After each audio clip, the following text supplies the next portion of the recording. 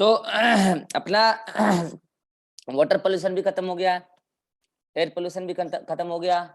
Water pollution का overall सारा control हम बता दिए, कैसे कैसे कंट्रोल कर सकते हैं एयर पोल्यूशन को।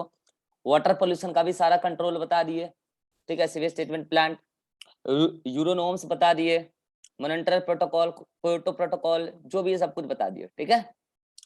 अब एयर पोल्यूशन का ही एक छोटा सा पार्ट माना जाता है साउंड पोल्यूशन, ठीक है। छोटा सा पार्ट नहीं है, पार्ट तो खैर बड़ा है, हमारे टॉपिक में छोटा सा पार्ट है, ठीक है। तो क्या है साउंड पोल्यूशन? नाम से पता चल रहा है, साउंड पोल्यूशन मतलब ऐसा पोल्यूशन जहां अनवांटेड साउंड आए, अनडिजायरेबल साउंड आए। ऐसा नहीं है कि कोई गा रहा है तो उससे साउंड क्रिएट हो रहा है, से गाना बंद कर दे, नहीं। अनडिजायरेबल साउंड, तो क्या है अनडिजायरेबल साउंड कहाँ कहाँ से आ सकता है? तो समझिए, मील चलता है, उसमें आवाज आती है बहुत जोर जोर से, जिसकी इंटेंसिटी हाई होती है। जेट प्लेन चलता है, कई सारी इंडस्ट्रीज में कई सारे मशीन चलते हैं जिससे खूब सारा आवाज निकलता है। ट्रांसपोर्टेशन होता है कई बार, तो उसमें से हमेशा आवाजें आती है रेगुलर वे में। तो इन सब चीजों में छोटी छोटी चीजें हैं, लेकिन कि एक साथ अगर आप ओवरऑल देखोगे तो इतना साउंड निकलता है, इतना हाई इंटेंसिटी का साउंड कलेक्ट होता है एटमॉस्फेयर में आके, कि वो एटमॉस्फेयर में रहने वाले बायोलॉजिकल ऑर्गेनिज्म को प्रभावित करता है। अब देखो कि हम क्लास स्टार्ट किए और ये बीच में आ रही है, तो इसका कोई सोल्यूशन है?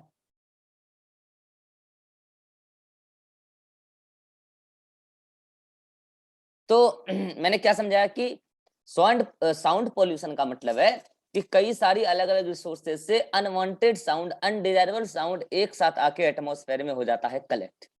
और ओवरऑल इतनी हाई इंटेंसिटी की साउंड जब एटमॉस्फेयर में कलेक्ट होती है, रिसोर्सेज मैंने बता दिया, जेट प्लेन है, मशीन्स है, व्हीकल से भी होता है, ट्रांसपोर्टेशन जो खूब चलता है इससे भी होता है, ठीक है। इसके अलावा इंडस्ट्रीज में कई सारी बड़ी बड़ी मशीन्स होती है, उससे होता है, ठीक है। तो इन सब चीजों से लाउड स्पीकर, आजकल देख रहे होगे इशू चल रहा है ना, उधर अजान वाला, इधर चालीसा वाला, ये सब चलता रहता है अपने देश में, ठीक है। एहसास दिलाता है भारत में है, बीच में भूल जाता है ना लोग भारत में है कि नहीं है, तो एहसास दिलाना पड़ता है सरकार को, क्या भारत में ही है, देखिए अब भारत में ही है, नहीं तो ये सब चीज खत्म हो जाएगा तो एहसास नहीं होगा हम भारत में है। तो लाउड स्पीकर वाला, ठीक है। इसके बाद जेट प्लेन, ये सब चीज से एकदम खूब सारा इंटेंसिटी निकलता है, ठीक है। तो हाई हाई साउंड इंटेंसिटी निकलता है। तो ये सब जब एटमॉस्फेयर में आते हैं, तो एटमॉस्फेयर में आने के बाद ये सब ऑर्गेनिज्म को प्रभावित करते हैं। तो कितनी हाई इंटेंसिटी की साउंड है कि वो खराब माना जाएगा, अनडिजायरेबल माना जाएगा, और ऑर्गेनिज्म को कैसे प्रभावित करेगा, इसका भी, इसके बारे में भी जानना चाहिए। तो समझो देखो, अगर पहली बात हम आपको बता देते हैं कि साउंड इंटेंसिटी को किस यूनिट में मेजर करते हैं। Bel, BEL, bel, bel unit में मेजर करते हैं। एक बेल बराबर 10 डेसिबल होता है, डीबी लिखते हैं शॉर्ट में। 1 बेल इक्वल्स टू 10 डेसिबल, एक बेल बराबर 10 डेसिबल।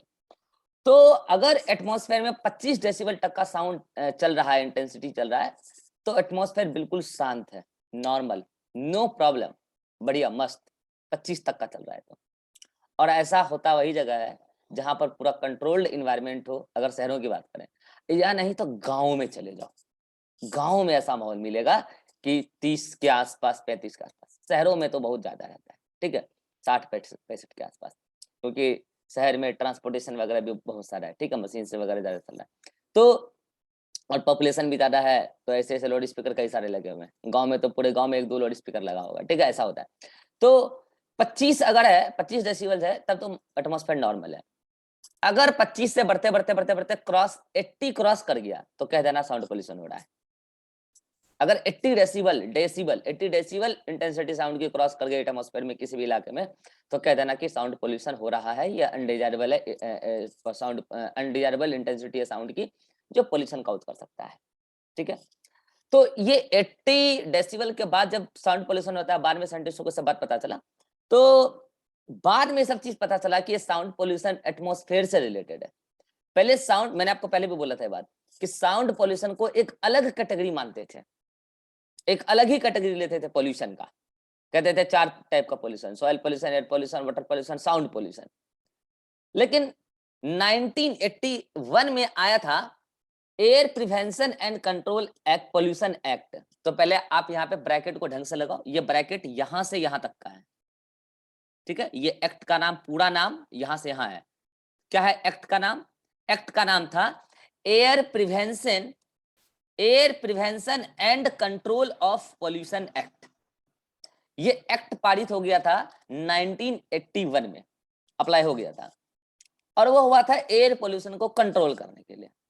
इस एक्ट के बारे में आपको हम आगे थोड़ा और बता देंगे, अभी इतना ध्यान रख लो कि 1981 में ये लॉन्च हुआ था। 1987 तक में साइंटिस्टों को ये रियलाइज हो गया कि हम साउंड पोल्यूशन को भी एयर पोल्यूशन में ही इंक्लूड कर दें, ये एयर पोल्यूशन का ही हिस्सा है। तो 1987 में इसी एक्ट में जोड़ दिया गया साउंड पोल्यूशन। ये एनसीईआरटी की लाइन है, एग्जाम में पूछी जा चुकी है और पूछी जा सकती है। क्या बोल रहा हूं? Air prevention and control pollution act 1981 में आया और 1987 में एयर पोल्यूशन को इसी एक्ट में, सॉरी साउंड पोल्यूशन को इसी एक्ट में इंक्लूड कर दिया गया। Now what's the effect of sound pollution? मैंने क्या बोला कि 80 डेसिबल के बाद अगर इंटेंसिटी रिलीज हो रही है तो उससे साउंड पोल्यूशन हो रहा है।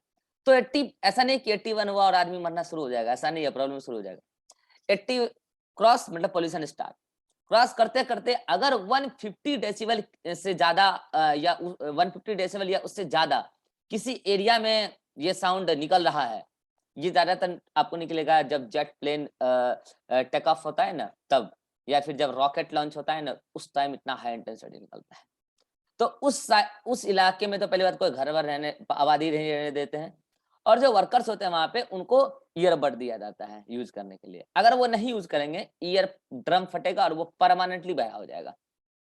150 डेसिबल के बाद ईयर ड्रम परमानेंटली फट सकता है, ठीक है, तो उससे बच के रहें।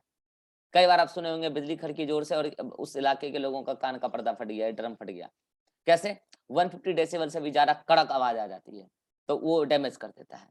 दूसरा, अगर 150 नहीं आ रहा है, 150 के से कम रेगुलर वे में आ रहा है, 100 के आसपास, मान लो 120 30 के आसपास रेगुलर वे में आ रहा है, पर्सन उस इलाके में आसपास आबादी भी रह रही है, तो उस इलाके में जितनी भी आबादी है उनको प्रॉब्लम्स होगी। कैसी प्रॉब्लम्स होगी?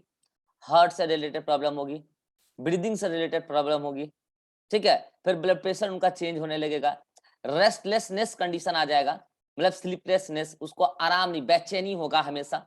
ये सब चीजें उनको देखने को मिलेगी। क्यों मिलेगी? क्योंकि देखो हमारा हार्मोनल सिक्रीशन जो होता है रस्टिंग मोड के लिए, आपको पता होगा नाइट में मैंने एंडोक्राइन में पढ़ाया था, नाइट में हमारे बॉडी को रस्टिंग मोड में लेके जाया जाता है और दिन में वर्किंग मोड में लेके जाया जाता है।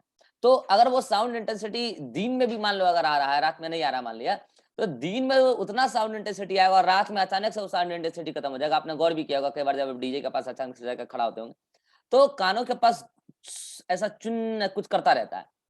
तो अगर वो रेगुलर वे में सुनते हैं ना तो उनको उनकी नींद वींद वगैरह खराब हो जाती है, ठीक है। अगर उनकी नींद खराब हो गई तो फिर रेस्टलेसनेस कंडीशन आ गया।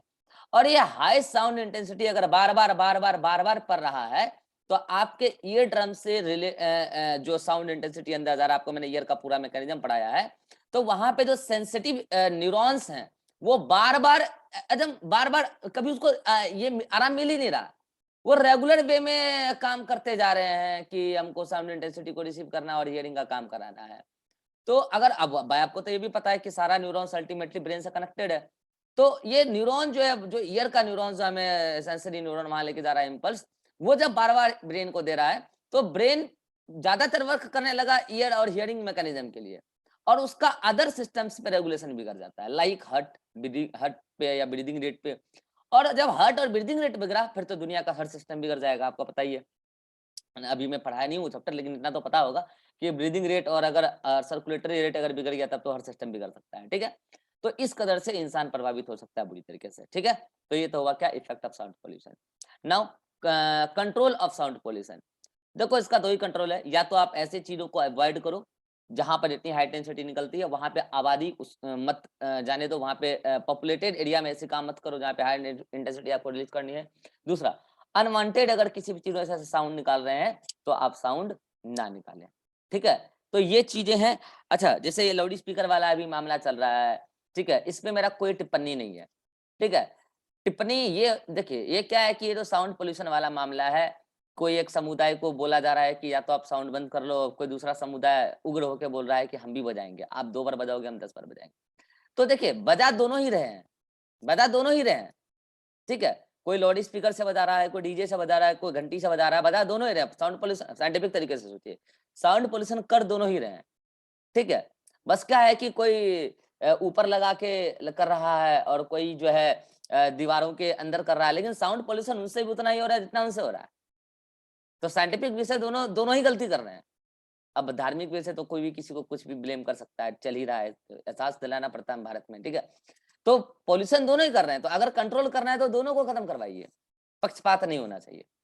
इनको भी बोलिए कि फिर आप ये सब डेली शाम में सब करने की जरूरत नहीं है, एक फिक्स डे होना चाहिए, है कि नहीं। अगर गलत हो भाई, हम भी तो करते हैं ना, हम भी तो डेली शाम में वो जो बजाते हैं, जो रॉड और रॉड मतलब आयरन और आयरन को टकराते हैं, तो उससे अच्छा खासा इंटेंसिटी रिलीज होता है, आप यकीन करो। और ऐसा एक नहीं, हमारे देश में कई जगह होता है शाम को ये, तो उनकी भी होती है, तो दोनों कर रहे हैं पॉल्यूशन, दोनों पे कंट्रोल कीजिए, ठीक है। ये और ये सोल्यूशन नहीं है कि वो एक बार करेगा तो हम 10 बार करेंगे, ये मूर्ख लोगों की पहचान है, ठीक है, ये मूर्ख लोग करते हैं ऐसा। तो कंट्रोल क्या हो सकता है इसका, कि आप ऐसी चीजों को पहली बात तो अवॉइड कीजिए जो नेसेसरी नहीं है, ठीक है। दूसरा, उससे भी बढ़िया तरीका मैं आपको बताता हूँ, लड़ाई झगड़ा से बढ़िया तरीका, कुछ ऐसे मफलिंग नॉइज आप क्रिएट करो, जैसे किसी भी एरिया में अगर अनवांटेड साउंड रिलीज हो रहा है, तो वहां पे आप मफलिंग सिस्टम लगाओ। ये क्या होता है इसको समझाते हैं, मफलिंग सिस्टम क्या होता है। स्टूडियो गए कभी, स्टूडियो फोटो खिंचाने वाला स्टूडियो नहीं, जहाँ रिकॉर्डिंग होता है, फिल्म शूटिंग वगैरह या फिर गाना शूटिंग स्पेसिफिकली, यूट्यूब पे देखना उसका स्टूडियो, ठीक है, बहुत महंगा स्टूडियो बनता है वो, ठीक है। उसकी दीवारों पर चारों साइड में, आपको प्लान डायवर्सिटी में बताऊंगा, कुछ ऑर्गेनिज्म होते हैं जो साउंड को एब्जॉर्ब करते हैं, ठीक है, हाई इंटेंसिटी साउंड को एब्जॉर्ब करते हैं, ठीक है। तो दीवारों के चारों ओर उस टाइप की लकड़ियां लगाई जाती है, और उसके ऊपर से उस ऑर्गेनिजम्स का कोटिंग किया जाता है, उसका डेड पार्ट होता है ऑर्गेनिजम्स का, उसका कोटिंग कर दिया जाता है। अब इस कमरे में कोई भी अनवांटेड साउंड निकलेगा तो दीवार उसको एब्जॉर्ब कर लेगा, और जो सिंगर उसमें गा रहे हैं केवल वही आवाज रिकॉर्ड होगा। उसको बोलते हैं मफलिंग सिस्टम, बहुत महंगा खर्च पड़ता है स्टूडियो बनाने में, ठीक है। तो या तो आप वो करो, और ये ज्यादातर आप देखना स्टूडियो वगैरह में तो होता ही है। अगर आप किसी सरकारी दफ्तर या किसी बड़ी कंपनी के प्राइवेट के ऑफिस में जाना, आपको देखने को मिल जाएगा, उसका जो सीईओ होगा ना, सीईओ या डायरेक्टर, उसका चेम्बर में घुसना, उसके चेम्बर में आप एकदम पूरा पीस, एकदम शांति देखने को मिलेगा। क्यों वो शांति रखते हैं कि उनको दिमाग ज्यादा चलाना, पूरी कंपनी चलानी है, पूरा देश चलाना है, तो उनका दिमाग तो शांत रहे ना, तो इसलिए उनके ऑफिस में ऐसा होता है मफलिंग सिस्टम। ये तो मैंने क्या बोला कि मटेरियल ऑब्टेन करके लाओ तब आप दीवारों को बनाओ, ऐसा मफलिंग सिस्टम, ठीक है। एक नेचुरल मफलिंग सिस्टम है अपने पास, बताता हूँ। रोड वोड पे आप गौर करना कि पोल्यूशन ज्यादा होता है, साउंड पोल्यूशन भी होता है, ट्रांसपोर्टेशन वगैरह, ठीक है। तो आप गौर करना, रोड वोड के किनारे में ज्यादातर, खासकर जहाँ सरकारी बिल्डिंग्स वगैरह ज्यादा है, सरकारी क्वार्टर वगैरह ज्यादा है, गौर करना इस बात पर, अशोका का पेड़ और नीम का पेड़ खूब सारा लगा होता है। गौर किया ये बात कभी? नहीं क्यों तो करना। अशोका का पेड़ तो खास करके, ब्लॉक हो, स्कूल हो, सरकारी स्कूल हो, सरकारी दफ्तर हो, आप गौर करना, अशोका का पेड़ और नीम का पेड़ खूब लगा रहता है। ये दोनों नेचुरल मफलिंग सिस्टम कर देता है। उस इलाके में अगर आसपास साउंड पोल्यूशन चल रहा है तो उसको नेचुरली ये एब्जॉर्ब करता है, तो इसीलिए अशोका का पेड़ और नीम का पेड़ ज्यादा लगाना चाहिए, ठीक है। तो आई थिंक आप समझ चुके होंगे कि नॉइज पोल्यूशन को हम कैसे कंट्रोल कर सकते हैं, साउंड पोल्यूशन को हम कैसे कंट्रोल कर सकते हैं। अगर कोई दिक्कत है तो जल्दी से पूछे, फिर हम आगे बढ़ते हैं। हाँ Rajeshwari. No sir. Riva. Sir ये हाँ पूछना था सर, जो हम डेली लाइफ में आपस में बात करते हैं सर, और नहीं, कभी इससे कोई कभी जब साउंड नहीं, कोई साउंड नहीं। अरे बोला 25 में साउंड इंटेंसिटी नॉर्मल रहता है, 25 30 35 तक में भी कोई प्रॉब्लम नहीं है। प्रॉब्लम 80 के बाद है, प्रॉब्लम 80 के बाद है। बात करने से तो क्या करेगा, बस आज से बात करना बंद कर दें, हैं? बात करने से पोल्यूशन हो रहा है। जब सर डाउट, तेज आवाज और धीरे आवाज में सर, नहीं कोई इसीलिए बात, पूछ रहे थे कि डाउट आपका आप ही की तरह है। अच्छा ये तेज आवाज क्या मतलब मुझे टारगेट कर रहे हो क्या? ये नहीं सर, नहीं नहीं मतलब नहीं, ये मेरा कभी पोल्यूशन नहीं है, ये पोल्यूशन नहीं है, ये नेचुरल है, ये इससे पोल्यूशन नहीं होता है, ठीक है। इसको समझिए, इससे पोल्यूशन नहीं होता है, ठीक है। वहां लाउड स्पीकर पे लड़ाई कर रहे हैं, वहां नहीं बोल रहे हो। चलो रीवा बताओ, डाउट है? No sir. हाँ चलिए आगे बढ़ते हैं, ठीक है। और अब हम लोग लेते हैं कुछ केस स्टडी। इस रिकॉर्डिंग को ही रोक दें।